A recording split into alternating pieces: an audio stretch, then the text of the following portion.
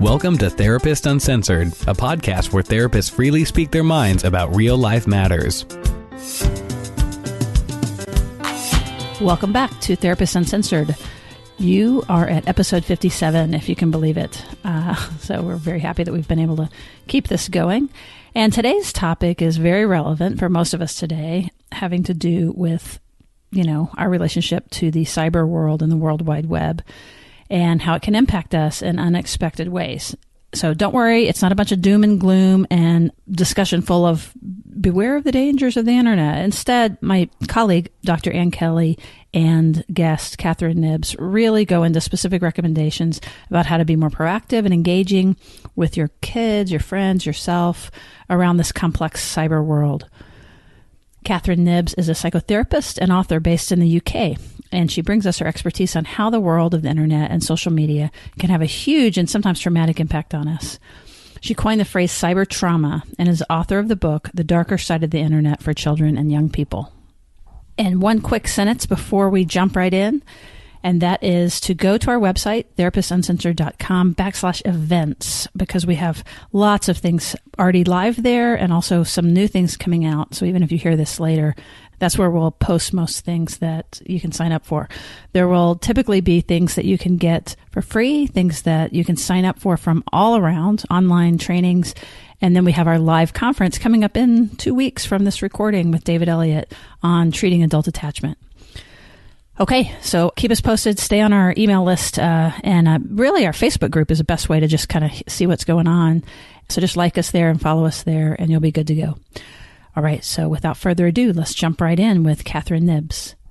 There is no current major literature that talks about what happens via cyberspace apart from in the safety realm and in kind of education. And I thought, okay, I'm going to go back to the psychotherapy literature and see what I can find. And I really struggled to do so. So I put together two words. Obviously, it's not trademarkable, but I put together two words about the trauma that people can be on the receiving end of from cyberspace. Well, that makes a lot of sense. And it's something that I think anybody that has spent any length of time on the internet, even I think of the own experience of sort of accidentally putting terms in that you end up having your computer flooded with images that you didn't ask for. And we have experienced that individually, and it's obviously a horrific fear and has happened to many of us as parents where our kids end up getting flooded into it. So I think your topic is just, it's what I was really excited to have you on, because you're not just talking about, I think we will end up talking about security and what to do about it.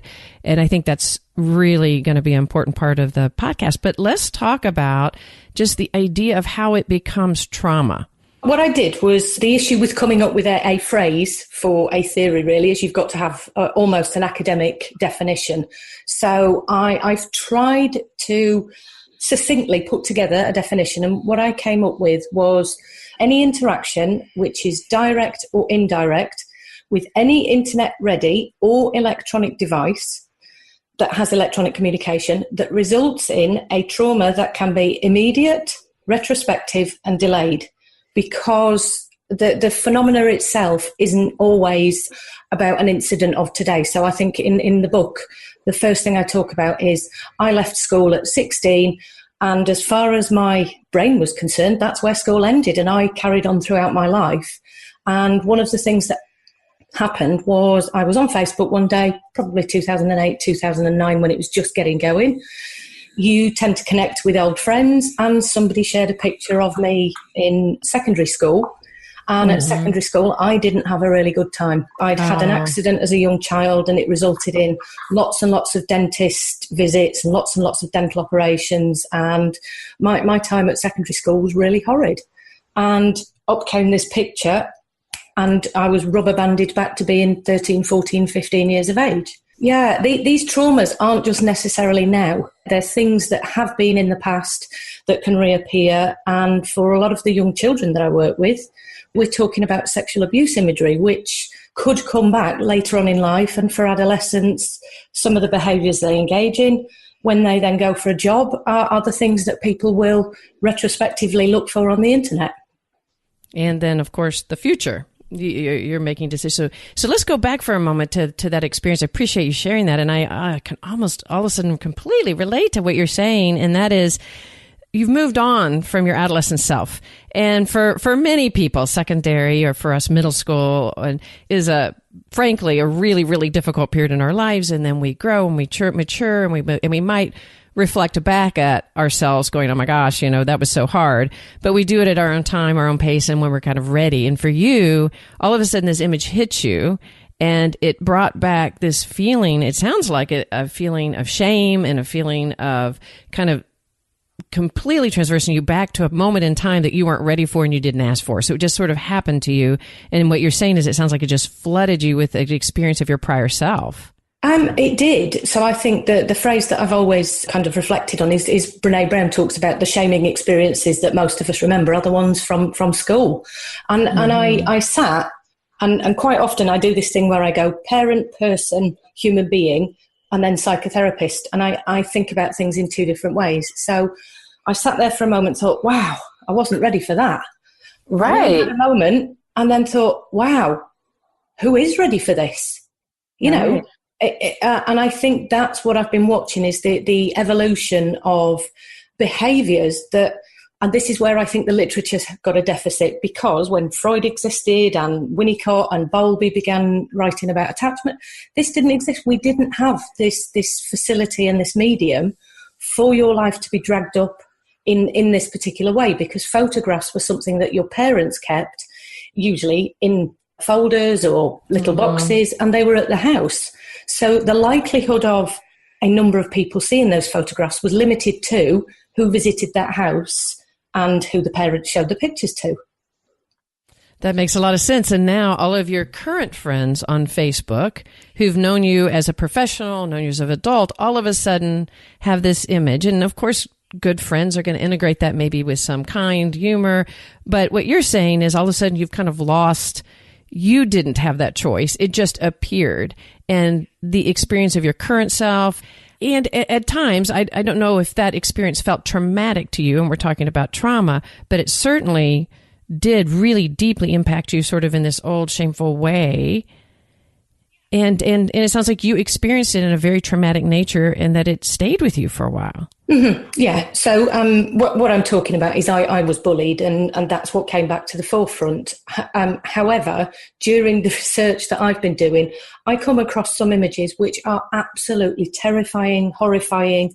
And again, thinking about the word choice. So in 2014, I was doing an interview with somebody and I said, I'm really angry at the moment because Facebook had updated its settings, and what happened was on the iPhone or the iPad, it was automatically playing videos. And I was furious about this because, again, this was about my consent and my choice in what I wanted to watch and how I wanted to watch things was being overridden by a platform that hadn't asked me if this is what I wanted to do. And the way that you had to change that was to go into your settings. So it's almost as if the big companies change default settings for people, and it's those default settings that usually give us a choice about what we do, how we engage in things. And that's kind of how I'm relating it to trauma. So trauma is about we don't have a choice in what happens to us. It's imposed on us. It happens without our consent, and that's what we tend to struggle with in overwhelm. And often without expectation. It's a surprise. It's something that traumatically happens we're unprepared for. Yeah. And that we don't feel we have a lot of agency. Yeah, yeah. And obviously, not everything is traumatic. I think when I do talk about this subject, it makes it sound like the internet is a very, very desolate place and macabre. But actually, this is about the occasions when it does happen. And what I find traumatic is obviously not what somebody else would find traumatic. Certainly. And we're moving into a place where when I'm talking with adolescents, both in therapy, with my children, with children that I've worked with in the schools, we're also becoming, I think the word that gets bandied around in the media as well as psychotherapy is desensitized. And I think actually we're building a tolerance to things that we might not necessarily have ever seen without the internet. So it's almost like, I think one of my phrases when I'm teaching is, we used to have access to our village, which consisted of 150 people. The average number of users on the internet at the moment is 4.5 billion. Wow. Which is a phenomenal village. Yeah, our village is quite changed, and who can actually have an effect on us and who we affect. I imagine the person putting those pictures may not have all, I don't know, maybe they did mean to have that effect. They might have been, it may be a recent bullying. It may be we're going to come back, or that it was an unintended effect and somebody has put something up and it's had quite an impact on you. So when you mentioned those images coming back and we were talking about as traumatic, you also mentioned that you were bullied as an adolescent. So that really highlights that experience of what you're talking about, of the re-traumatizing experience of being kind of catapulted back into that experience as a child. And like we were speaking about with trauma, unexpectedly, without your choice, unintentionally. And I can see how that really inspired some of your work. That must have been really, really difficult. Yeah, there was a moment where not only did I see the image and obviously it brought back all of the struggles that you have as an adolescent, but it also brought back the feelings around what people had said, the kind of teasing that had occurred. And then what happened is I sat with that for a few moments and had to kind of regulate myself and go, okay, this isn't re-happening now, but that was a really interesting moment. And if I choose to get my school photographs out, I'm already prepared because my brain has got ready that I'm going to look at my school photographs. For example, if I was showing them my children, that there was a bit of preparation that would occur. But obviously in this occasion, there were pictures where, yeah, sometimes they do bring about a bit of amusement, but quite a lot of the time, I think school is a really difficult place for a lot of young adolescents. And in terms of what's happening in today's age and the way that we have the bullying, we don't just have bullying in real life in the playground or the yard. It occurs online as well in lots and lots of different ways. And it's that trauma, that bullying, that whether it's a small T, big T, or an incident that just feels really uncomfortable, that's then a moment captured in time that when we move forward in time, it doesn't just happen. So our brains time travel, don't they? They go, oh yeah, I remember when that happened. Actually, these images are those prompts for those memories. And it's the reoccurring prompts that led me to come up with the point that it can be trauma that can be delayed and it can keep reappearing, and then it can become something that's from your past as well as what's happening in the present. And oftentimes we don't think about it, especially as adolescents, when we're on the social media, just on ourselves as adolescents, and we're posting images of ourselves, and kids are posting images of other kids. And, I think it might be a good jump to talk about cyberbullying, because that certainly is an aspect of anybody that has been around adolescents can feel the trauma that happens. A video image, if for any of us, if you catch us at a certain moment in a video clip, we are all going to look a bit ridiculous. And yet the ability to do a video of somebody at school and then post it for the humor of the masses, that's taken on a whole nother level than being teased in the hall. And what you're talking about is it's taken on not a level of feeling it in a global sense. It's going to be there, and likely in perpetuity, that it can be a re-traumatizing event as you get older to remember that experience instead of kind of integrating it and moving on.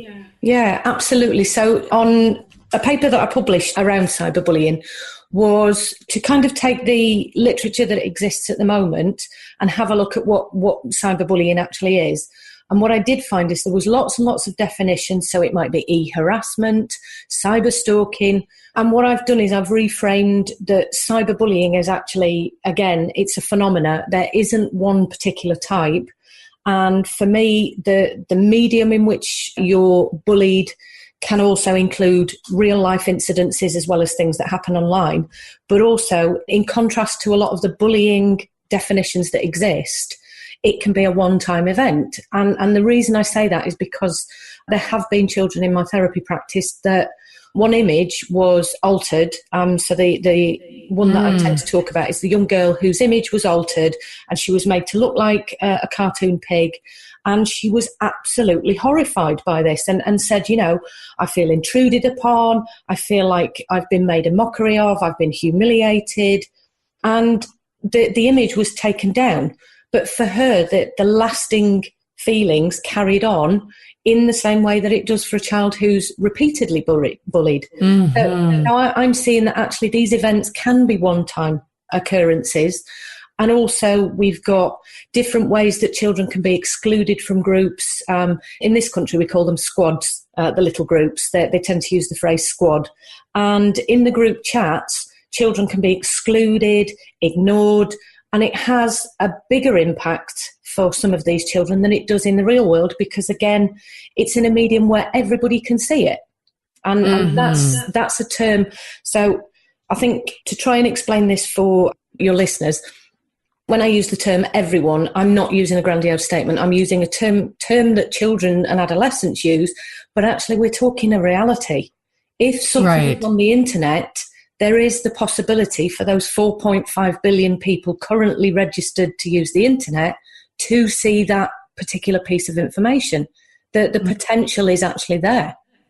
Well, and if you think about it from an adolescent brain perspective, they already have the belief that everybody's looking, that their brain is telling them that they are exquisitely watched and everybody knows. And so to amplify that to a place of more reality, where it actually really is happening, that is quite difficult for the adolescent brain to get their arms around. And I really understand what you're saying too about it's not just being harassed or being made fun of, it's also being excluded. And there's one aspect of, back when there would be parties you might not be invited to, but you might not have heard about it, or you heard about it, but you kind of sort of let it go and you move on. And now with the internet, and I see that with adolescents a lot, where they recognize they're not invited, and it's actually kind of a tool for exclusion, inclusion, where then pictures are posted while at the party. And so the feelings of being excluded are so much more intense. Is that something you're seeing in your practice? Yeah, absolutely. So one of the terms that I can't remember if it's in my book or in one of my papers or I just talk about it, but there's a term called kicking. And this actually occurs on computer games where, for example, I don't know, 8 or 10 children from the school have decided that they're going to play on this particular game and they're going to have a party. And what can happen is you can have secret chats with other players. And what might happen is the succinct bullying that happens underneath the parapet, if you like, where one person will say, let's kick so-and-so. And then that person's ejected from the game. And obviously, in terms of how the brain processes this kind of information, it feels exactly the same as being physically kicked. It really, really hurts. And for some of these children, they're struggling to understand how these things are happening, and quite often it'll be laughed off. Oh, well, it was an internet connection, and it happens in group chats. And it's really, really subtle, some of this stuff.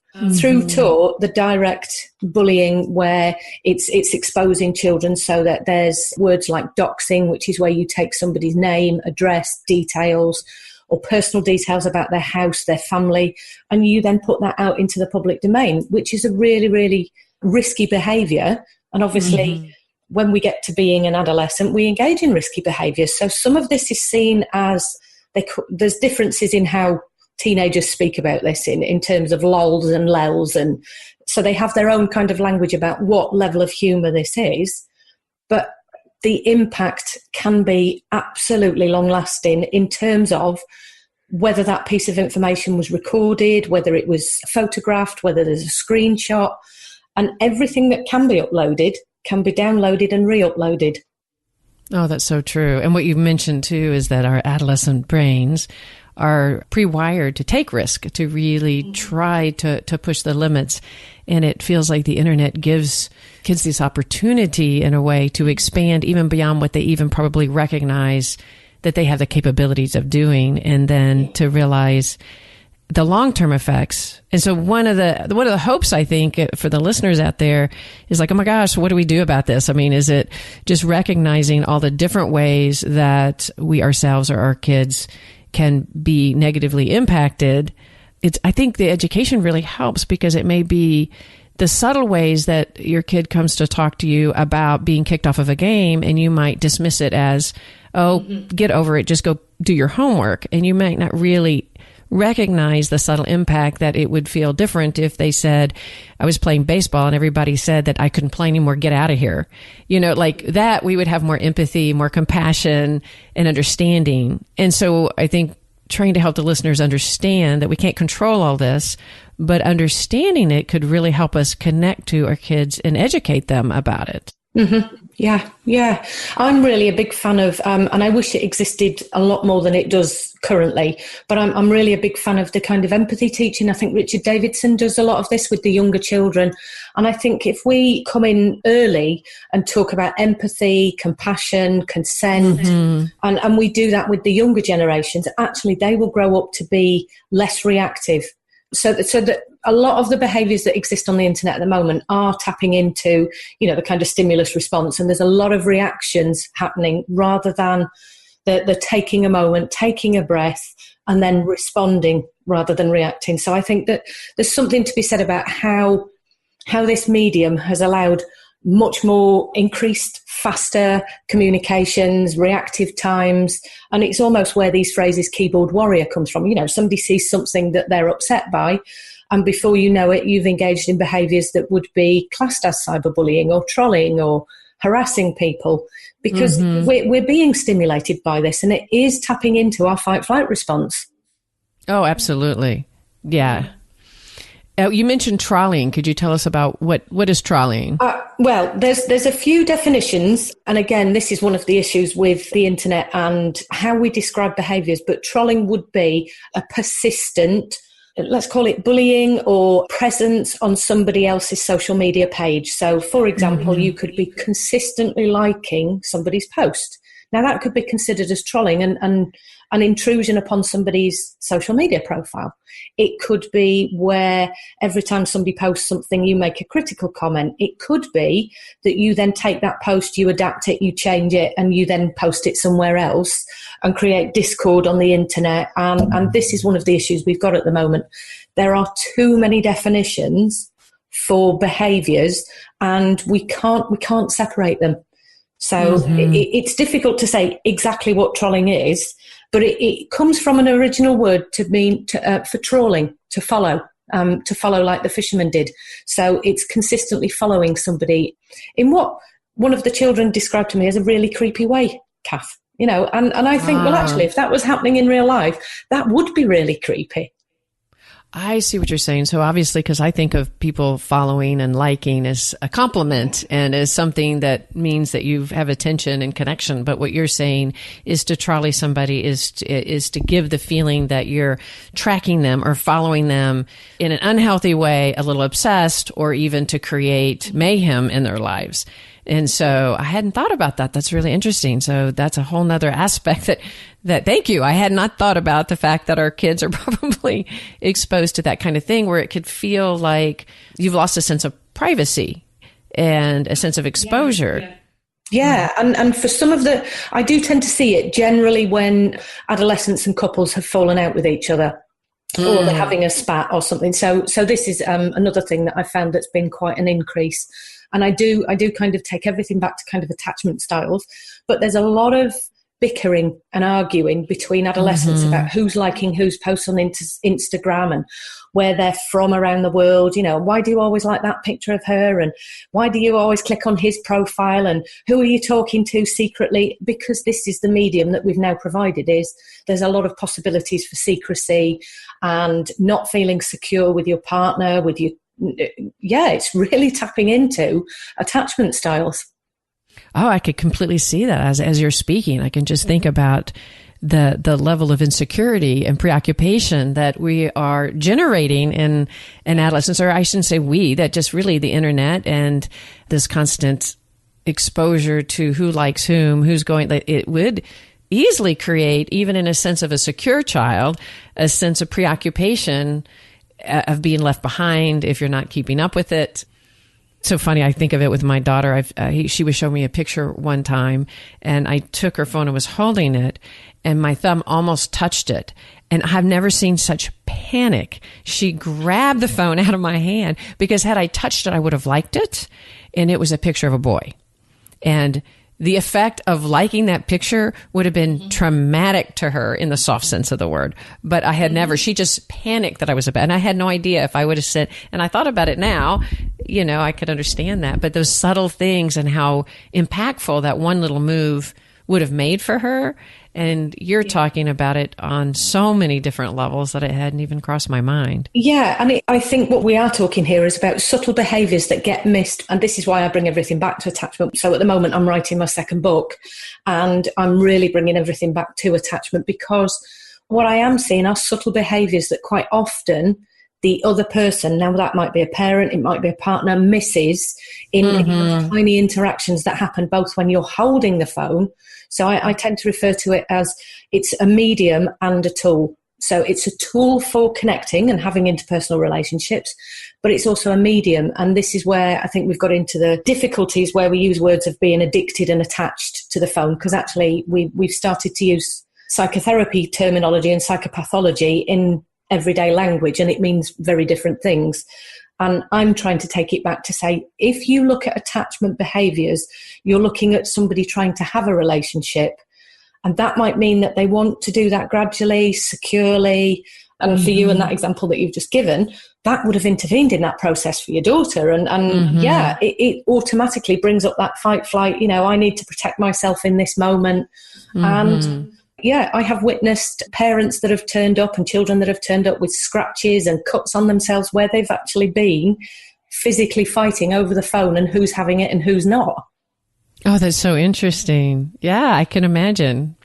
If you don't recognize, I think one of the things about as a parent educating yourself to what the potential of the effects of all of the programs that they're on, if you are uneducated about it and you aren't aware, you might intrude on something that actually really is a huge deal for your child.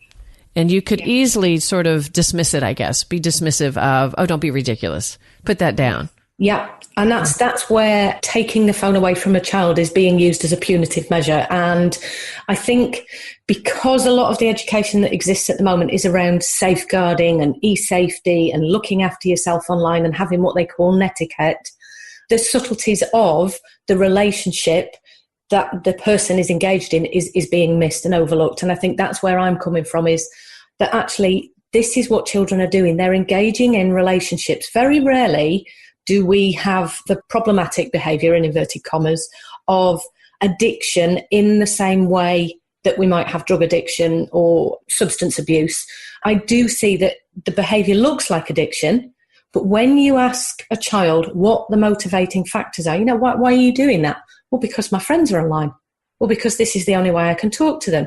And for children with learning difficulties, this is a way that they can increase their social skills, because doing it in the real world might be too dysregulating. They might find eye contact too imposing. And this is a way that they can communicate at their own pace. But if a child is on their computer X number of hours per day, we're kind of saying, well, that's because they're addicted. And I'm saying, no, it's not. It's because there's an overlap of the stimulating behaviour of the device, but also the relationship that a child engages in. And I don't think we can separate the two. And I think that's kind of my position on this at the moment. That means it's confusing. It is so confusing as a parent. And I've definitely been guilty of that. I've been definitely guilty of looking at one of my kids and saying, you are addicted to that thing. Put it down. And there's the loose term of the word addiction, of course, but it is a little confusing because what you're saying, and I wholeheartedly believe in that there is a lot of good in the internet. There's a lot of good in the social connections that they're making. They could tap friends that they would never walk up to. At school, they can create a sense of networking. I've seen a Saturday afternoon around my house turn into a lovely event at a park within 25 minutes because they're able to say, hey, let's meet. You grab this. So there is so much positive social connection in it. And we do mainly focus on on security and how not to be abused on the internet. So I like talking about the positive effects. But there is the other end, and that is where individuals we know are forgetting to even learn to maintain eye contact and have eye contact with their own friends. I think about the time where I'm sitting at a wine bar, having a nice glass of wine with a few of my friends, and we're enjoying ourselves, and we looked over to the right. And forgive listeners, I think I might have used this example before, but there was a group of, I would say 20-year-olds, and every single one of them was on their phone. Not one of them, and they were at a social setting. So that wasn't an avenue of bringing them together. It was also an avenue of how they stay connected. And so it is confusing. Some of that is positive. There's a positive aspect to it, but how do you know when it's gone too far? And how do you know how to support kids to use those in a healthy way? Not punishing them completely by isolating them, but also helping them maintain a more healthy relationship to it. Can you give us all those answers there, Kath? I will try. I think what I generally tend to say to parents is, speak with your child. It's because, I hold hands up. I am a therapist who totally engages in my moments of total disconnection. And there was a time a couple of years ago when I was writing my first book, I was sat on my iPad or laptop and I looked up. One of my children was on the computer. The other child was on a games console and none of us had spoken for an hour. And I just shut my laptop lid and I said, stop. Everybody turn everything off. And of course you get into this, well, I'm in the middle of a game. And I said, I think we need to do a little bit of reconnecting. And one of the things we did was talked about how difficult it is when you're, to coin the word of my child, engrossed in a game, that actually how difficult it is to disengage from that. So I tend to talk to parents about what I call the spaghetti test. So I say, we cook spaghetti with a particular recipe. For example, you cook for 12 minutes if you want it al dente and up to 13, 14 minutes. Computer games don't work like that. So you have to learn what your child is doing, what platforms they use, how that platform works, who they're talking to, how that works, and really take an interest in your child the same way you do when they're small and they're playing something and you say, oh, what are you doing there? Right. And you don't try to second guess what they're doing. So I generally say to people, if a child brings you a painting, do you guess what they've drawn or do you ask them? And there's something subtle about when you engage the child, they're quite happy to say, this is what I'm doing, this is how it works, my friends are really important. And children really like to educate us. And I'm well aware that lots of parents say, but the children are more tech savvy than me. So my response generally to that is, so get tech savvy yourself. That makes so much sense. This is not going away. And we have to learn almost as a child with autism, the family then learns how to sit with the child with autism. This is the same. This is a child with a medium that they are now using, and we need to learn about that medium. And it can seem pretty frightening. I don't know what I'm doing. I don't know what I'm pressing. Does that mean that everybody can see it? And I've learned more about the internet from my children and children in practice than I have done by myself. Well, they want to teach you. I mean, they may be eye-rolling you and laughing at the time that they're teaching you how to use it, but they really do want to teach you, for the most part, the difference between Instagram and Snapchat. And as they roll, and the minute you get used to one, they're moving on to the other. But what you're saying is so vital. It's like we need to actually really educate ourselves so that we understand the importance to them. Because if what's important to them, because it's foreign to us, we just dismiss it. Coming back from an attachment perspective, we're just negating something that has a high value to them. And if we're scoffing at it and the only thing we see about it is that it's an invasion, it really does create a disconnect in our relationships. I think the biggest disconnect I've seen, Anne, is usually around computer games. So whether it's on a PlayStation, Xbox, or the PC, understanding things called save points and kind of the terminology that exists. So I've said to parents, it's really unfair to walk up and just switch the computer off. Ask your child how the game works. So you learn, for example, some of the games might be adventure based. And each time they complete a task, they get to a save point. And it's when they're at the save point, they can save their game. And that's when you see the sigh of relief in the child and the shoulders go back and they go, okay, right, now I can turn it off. Now I can engage with you. Yeah. My body's gone more relaxed. I feel more safe, rather than we've cut you off right in the middle of something that was completely important to you. It's been stimulating and you're just about to accomplish something. Yeah. And the same for something called XP points, which stands for experience points. If you're engaging in a game where you're competing with your peers, whether you want to or not, the fact that we have XP points on these consoles that is broadcasted to everybody else is what the children are requiring to say, hey, this is how good I am at this game.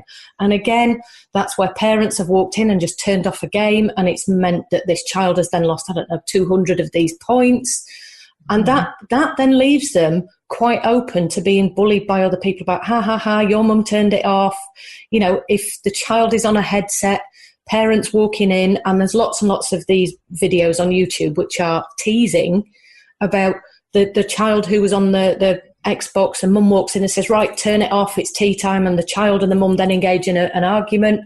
And obviously it's recorded via the headset, and that goes out, and people will then keep broadcasting that and that's another version of cyberbullying. The people will tease them for actually having to be cut off, or the argument they've had, and then they could to spread that recorder. I hadn't thought about that. Yeah, there's to be honest, and there are so many versions of cyberbullying that's why I've said it's a phenomena, and we would need 50 different podcasts just to be able to cover each and every aspect of how difficult this is for children. And if we learn what they're doing, it makes it much easier for us to go, okay, when you get to the save point, you will be turning it off, because that's what we've agreed.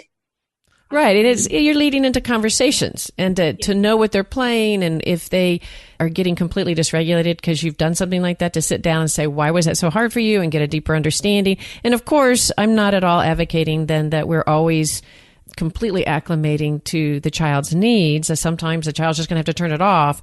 But at the same time, if there's a mutual respect and understanding, as well as I think the understanding of how the interface with technology really is quite exposing for kids in so many other ways. Like, I had never even thought about the friends hearing the parent coming in and reprimanding, and how we approach it and how we talk. And that becomes a public forum instead of just an interaction between the parent and child. And there must be countless ways that the interface between the internet and our children are affecting them. Yeah, and this is why I look at young people and I think, wow, this is not in any of the literature. When we talk about what children have to cope with, so for example, concepts like death. So I could go and read all around, Kubler-Ross, and say, okay, there's a couple of stages of death. Well, actually, now there's another one. And that is that your Facebook feed could continue to carry on after your death. Mm-hmm. Children believe pretty much the same as some of these games, that when you die, you can do something that's called respawn. And that means you can come back again, but in a different place. And, trying to explain to a 5-year-old, no, that doesn't mean that. I know that happens in a computer game, but that isn't going to happen to grandma, and she isn't going to come back. She hasn't died and will pop up at a later point. It's a permanent thing. And I'm noticing that some of the narrative of children's understanding about death, depression, people leaving, we could move into the adoption realm, and how children will seek their adoptive parents will seek their children. It's phenomenal, the number of issues that children have to deal with in varying contexts. And obviously it affects everybody with a secure or insecure attachment style. Oh, certainly. And I'm sure how you respond to it is impacted by what attachment style you're coming from. Do you come to your parent and say, I've just hit on a button and all these images of sexuality or horrifying images at times have come up, and do I actually go down to my parents and express the trauma of that? Or do I go off and experience it by myself? And, how they're going to respond to the different things that happen are going to be very impactful. Yeah, hugely. And many, many children think they will be in trouble for coming across some of this whether it's imagery, videos, it doesn't really matter what kind of site they've been on or social media. They feel like they'll be in trouble. So I've been teaching recently that actually it's about, can the child tell somebody? It doesn't necessarily have to be a parent. If they can explain in school that they saw something, and we talk to children in the classrooms as well, that will give them a different platform to come and speak to us about what they're experiencing. Because at the moment, this internet seems to come with it's pretty much a precept of, I shouldn't be doing that because we keep talking in school about things I'm not allowed on. And my mum says I'm not allowed to stay on it for more than half an hour. And so it's coming with lots and lots of tension building moments. That makes a lot of sense. It does seem to be that we approach it from a place of danger more than anything. A danger, and even if you think about the podcast, we're focusing quite a bit because we want to educate everybody to the real dangers that are out there. But we do sort of approach the computer from a sense of alarm state. Yeah. And instead of that, this could be a very secure way of relating to the world, but it is actually a really important topic to how do you make that computer secure, an enjoyable place, and protect yourself from the places that, if you're unaware, can catch you by surprise or really negatively impact you now or in the future. Yeah, I think because I was really interested in what my children did growing up, I've got such a good open relationship that actually I get shown things I don't want to see. No, that's so true. Yeah. My eldest child, who's in his 20s, will say, "Hey, mom, yeah, I don't want to see that. Did you know this was happening?" And I go, no, stop. Yeah, because actually that's the kind of relationship we've had regarding the internet. So I used to say, "What are you watching? Who are you talking to? What's happening there? Why do you do that?" But with a curious framework, and sometimes I'd go, "Oh, why are you doing that?" Completely flummoxed. And obviously the tone with which we approach our children has a huge impact. My favourite theory is the polyvagal theory. So I say to parents, it depends on what you say it, how your face looks, how the child reacts, what you're watching in their body language. And also, just to make my favourite point, in regards to the polyvagal theory, we hold our phones at approximately 30 centimetres to 40 centimetres. So whether we're on a laptop, holding our phones, and that is the same distance as the infant eye gaze of babies feeding when they're first born. So I really feel this cyberspace is tapping into an innate drive in us to be connected.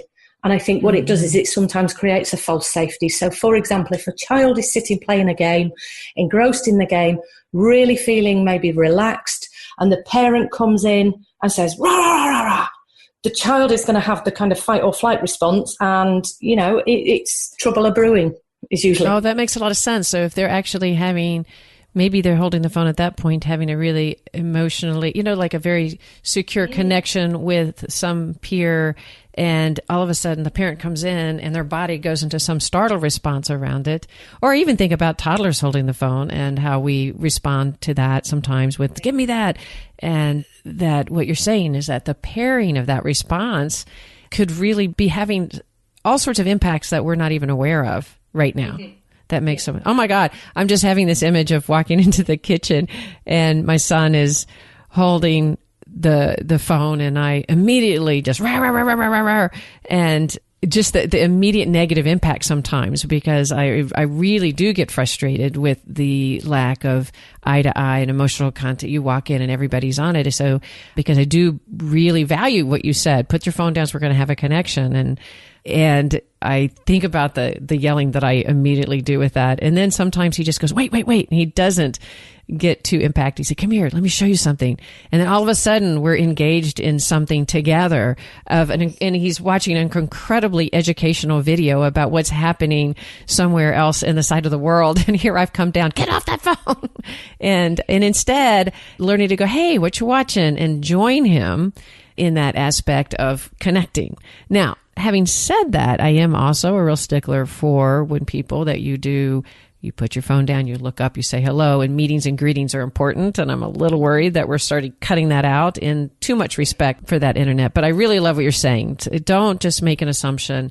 Really try to understand what we're speaking kids, but what your partner is doing with the phone. Try to understand rather than just making the phone in and of itself or making the evil thing, making the connection first and the understanding about what's happening. Yeah. Yeah.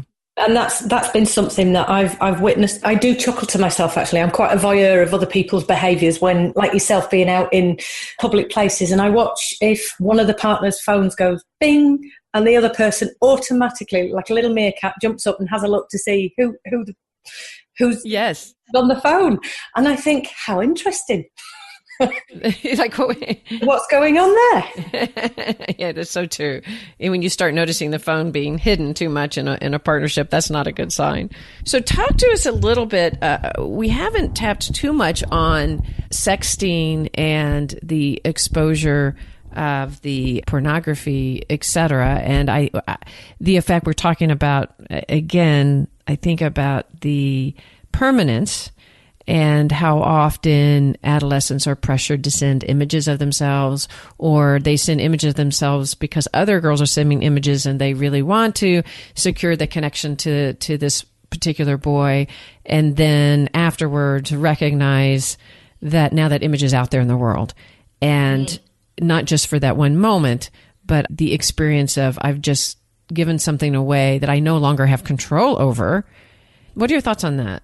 To be perfectly honest, that is my PhD topic. Well, it's not just pornography, but one of the things that I've tended to veer towards over the last 6 months is talking to a lot of people around pornography. And we've got this is the issue again, we've got so many different names that we've had in the last 2 or 3 years for producing sexual images. So we've had sexting, we've had youth-produced images, I think one of the things that I would say is these are images that are sexualized in some way, shape or form. And that can begin with kind of underwear all the way through to nakedness and sexual organs. But it also includes a lot of the time the sexual text messages. So that has an impact as well. Kind of the words that people use that are around sex and sexuality. So in this country at the moment, we are trying to not prosecute children under the age of 18 for sending some of these images. And we're trying to do it by a case-by-case basis and say, okay, so this was possibly normal adolescent behaviour in terms of what would occur in a real-life situation. So what I do know is that there is quite a large pressure on young people to send these images. It's not that it's a normal or a social norm, but there is something around young people feel rather confused at the moment regarding whether they should ask for it, whether they should send it, if they do send it, how that image is then protected and kept private. And then we have something that we call revenge porn in this country. Now, that is applicable to adults, not children. And this is where we've got that fine line about when does a child not become a child, and in terms of brain development, I'm kind of thinking anybody under the age of 25 might well be in a relationship that these images are produced coercively. Right. Don't send me this. There's also something about, on one hand, this has existed ever since we could take photographs. It used to be Polaroids. And then we happen to have created something that now allows us to do it in a much faster, and it's still secret between two people. I think the issue comes with once you have taken that image and you send it, how do you then guarantee, and again, this would kind of tap back into attachment styles, how do you then guarantee that you can trust that person? Right. They will keep that image secret, safe, and if you were to separate, fall out, divorce, that they wouldn't share that image without your permission. Mm-hmm. And quite often, I think it's, do we call it the talionic response? A lot of people who are in a hurt place react angrily, and this is where we get the images being shared, or somebody might lean over and see somebody else's phone and go, oh, who's that? You know, because that's what teenagers often do is show each other things on their phone. And those little thumbnails can be interpreted very, very quickly because that's what our brains do. They work in images. So we can pretty much process an image on a thumbnail faster than we would do if there was text messages. And that's where you can say, what's that image? Who's that of? And I think for me, there is an increase in these images being shared, but then again, there's an increase in smartphones. So I think what we're looking at is hyper-rational thinking from adults, from adolescents, where they think it's okay to share this message. It's okay to share this picture because I'm in a relationship, we've agreed it's okay, and it's a bit risky. But it's a mutual decision, and we talk about that. It's a mutually agreed upon. So in all the normal ways that we would teach kids about sexuality, having a dialogue, making sure it's mutual, making sure that you both have an agreement, they could be following all of that. Yes. By sharing an image, and yet not really recognize that it's not just that one moment. We might agree to have a sexual interaction with somebody in that moment because we're with them and we love them and we want that. But when we break up, we get to say, I no longer agree to letting you see me or to have private exposure to me. So that agreement has now been off, and now you no longer get to have control of that. You no longer get to be the one that says, yay or nay, because now the other person has that sexual image of you. Yeah. In the UK at the moment, we're moving to a law around, and it's called GDPR, and I'm not going to bore your listeners with it, but basically it means looking after data when we're a professional. And I sat thinking, we should apply this to any kind of data on any phone that could be transferred by anybody, because actually that image belongs to the person who took it or however it was taken. But also, when that data, if you like, is given to one person, they don't have the consent or right to share it with other people without your consent. And that often is what happens. And in terms of long-term effects, I think one of the behaviours that adolescents do engage in definitely is they don't consider the consequences, or, again, going back to Dan Siegel's hyper-rational thinking, they don't really care right at this moment in time. No, because they're impervious to the outcome and taking the risk. And so what if somebody sees that image later? I love my body. And yes. And so educating them, and of course they get a lot of education in the schools, but continuing to educate them about the long-term effect, and even this person that you love deeply and you trust, you can love somebody deeply and trust them, and there actually can be generally a trustworthy person. But what you mentioned earlier is when you've gone through a hard breakup and you're feeling a great deal of loss, you're not always rational, and you then may be prone to do something that in the normal circumstances you wouldn't do. And that would be, I'm angry at you, so therefore I'm going to create some kind of pain, and not even really intentionally wanting to harm that person in the long haul could really engage in something very, very painful. Yes. Through that exposure. In terms of when I talk about the kinds of traumas, I think sexual abuse images and pornography images are the ones that seem to have the most long-lasting effect. In terms of when I'm speaking with adolescents, about what happened. And yeah, it's really interesting that a lot of adults engage in this behaviour as well, but we don't tend to talk about that. And right. It is a normal part of being in a relationship. And this is where I tend to talk about data with people. Up until smartphones existed, the only way you could replay that video, if you like, was in your head. That was where the video was stored, unless obviously you used other recording devices like VHS and so on. But that's how it existed. And you could actually destroy the VHS. Nobody could get hold of it. The issue we have now is with digital images, they can be transferred and changed. And this is where a lot of the organisations are trying to catch hold of some of this. And we have created a little bit of a monster in terms of how the internet allows the processing of this kind of information. So I think your book's going to be really timely, because again, we aren't trying to propose that internet is and cyber is bad. It brings us in, as my example with my son, brings us into all sorts of worlds. I wouldn't be sitting here with you from Austin, Texas, and you in the UK. So it brings us so much joy, so much connection. That's wonderful, and it can keep us from isolating and help us feel more universally connected. I think what our point here, and I think you've helped our listeners here, is like to be aware of the subtle things, and that it can have an effect on us now. Our past can come back. Somebody else's past could come back. If you're going to post a picture of somebody's adolescence, to think about permission seeking, to think about that your impulsive move is actually impacting the person on the other end, and that helping ourselves and our kids understand the long range effects, all of those. And to go back to your example again, which I really appreciate you sharing about the bullying you experienced. If you are experiencing something that's come up on social media and you're having a traumatic response, that is a very legitimate response. You're not being actually at all ridiculous. You could be really re-experiencing a very deeply impactful traumatic experience from the past, and to listen to it. It's a viable, very important dynamic that deserves attention. Yeah. Actually, I will say the one thing that I see that's the positive about the internet is, and I go with Louis Cozolino's, he talked about the social synapse of people wandering around and being in connection with each other. And this is the cyber synapse. This is what it's a worldwide synaptic connection that we've all got. And that's one of for me, it's the most positive things. And I've had some absolutely wonderful conversations with people from Australia, America, all around the world. I could never have done that unless I got on a plane, travelled, and here I am able to talk to people and gain so much more knowledge and so much more of a human connection. And it is an interpersonal connection. Whether it's the same as being in contact in the real world, I think it's similar, the same, different. It has some positives, has some negatives, and the more educated we are about both.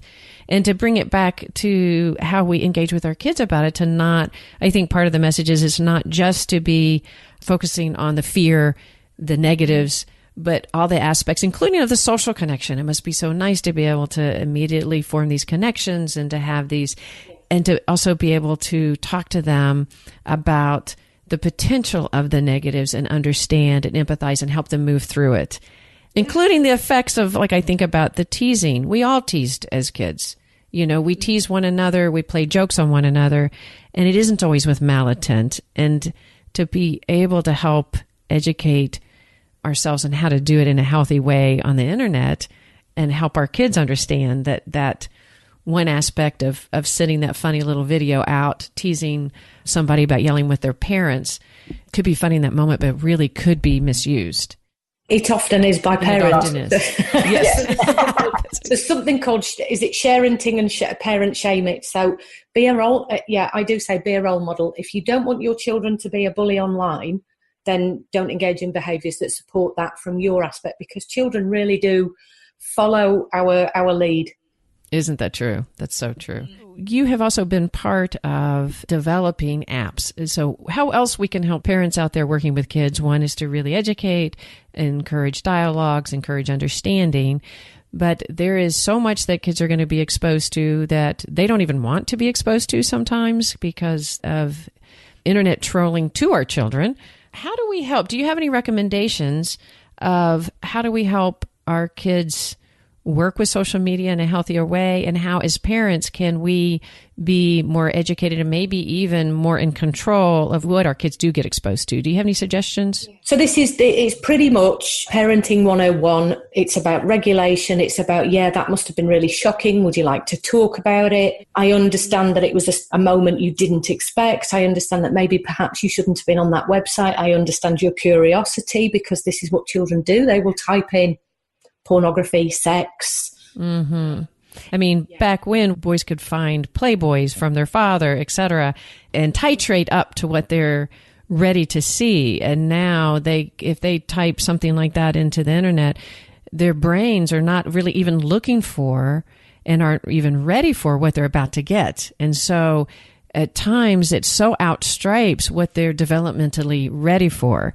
And that can be incredibly traumatic to a young developing mind. Absolutely. So that's something I've covered in my podcast recently. And I will say to give a warning before anybody does kind of listen to those podcasts. They do reveal what's out on what is currently out on the internet. And I've done one with Gary Wilson, who's over in the US. He's got a website called Your Brain on Porn. And he actually looks at the adult impact, whereas I was talking to him and we're looking at the impact on adolescents and young. Yeah, it is shocking, but it's being able to have those conversations almost like you would if you walked past something in the street with your child and you didn't expect to see it.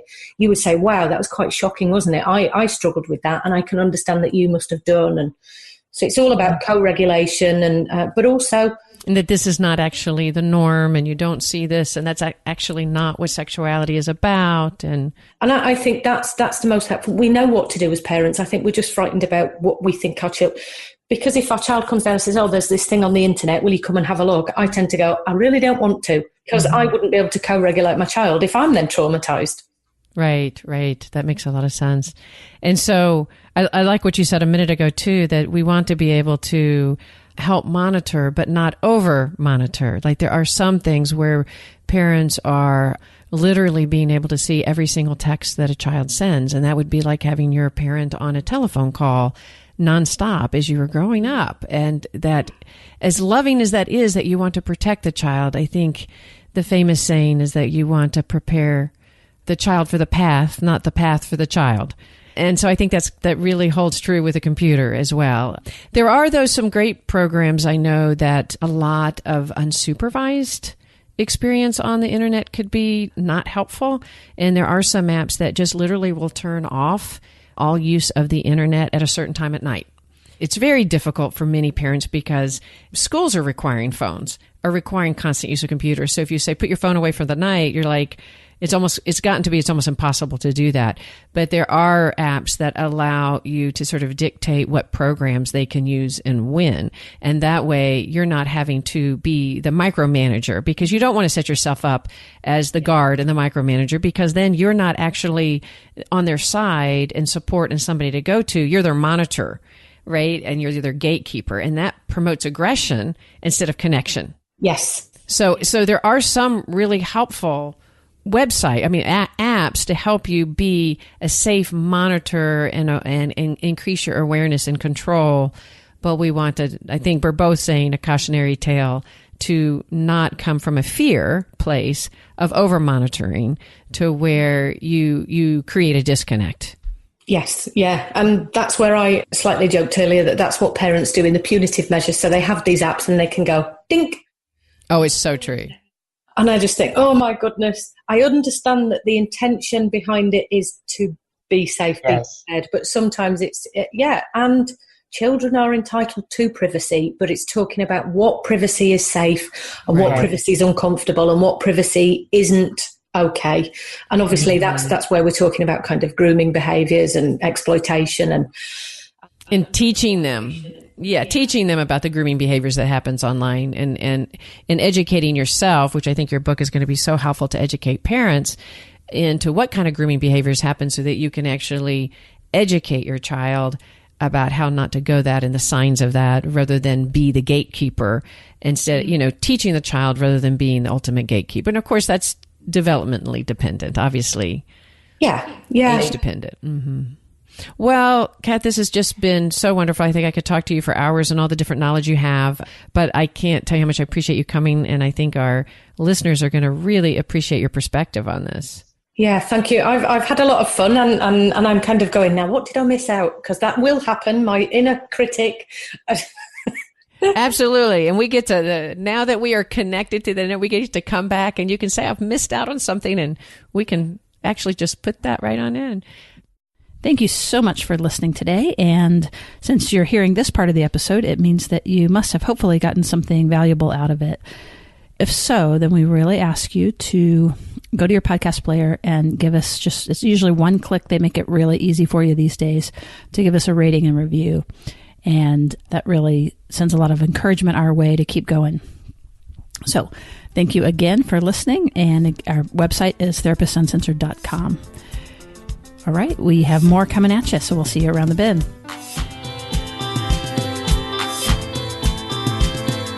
Therapist Uncensored is Ann Kelley and Sue Marriott. This podcast is edited by Jack Anderson.